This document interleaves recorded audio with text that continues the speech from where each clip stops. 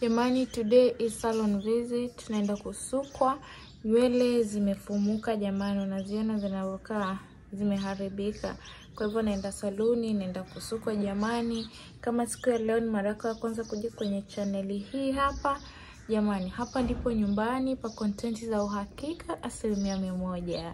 Kama hujanifuata, naomba kaweza kubofya pale chini kwenye kitufe kimeandikwa subscribe hapa kwenye mtandao wa YouTube, ukalike video na kuweza kukomenti. Na kama unanitazama kwenye mtandao wa TikTok, nakuomba kaweza kubofya pale juu alama ya jumlisha, unateremka, una like, una comment, una favorite na una share na watu wengine. Sawa sawa jamani. I'll see you. Mimi hapa nimeshafika saluni na msubiri yule dada ambaye ananisuka nywele. Tulikuwa tumeagana tunakutana saa 2 asubuhi. Hapa ni saa 2, lakini mimi nimewahi, hajafika, lakini yupo njiani anakaribia.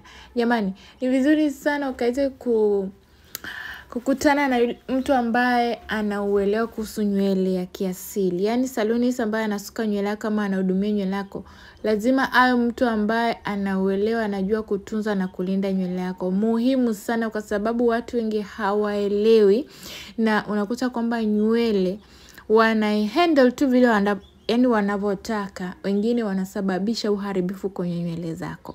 Jamani, hapa nilikuwa nafumuliwa nywele, nimebakia kidogo hivyo, karibu nitakuwa tumemaliza. Na hapa nywele yenyewe tulishaoshwa, nimefanyiwa treatment na mchakato wa kutwist nywele umeanza.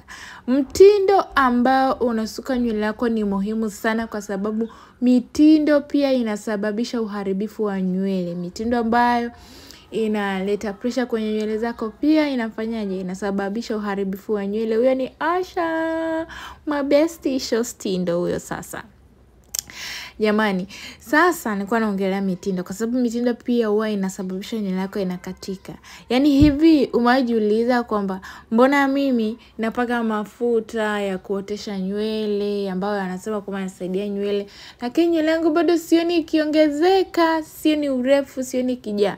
Wakati mwingine ni utunzaji na pia mitindo. Unajua kwa sababu nywele ikisukwa mitindo miharibifu kwa na mazoea ya kusukwa, nakuta kwamba nywele inakatika kwa sababu nywele inakuwa kila siku, lakini kinachotokea ni kwamba uoni urefu ama uoni kijaa kwa sababu inakatika.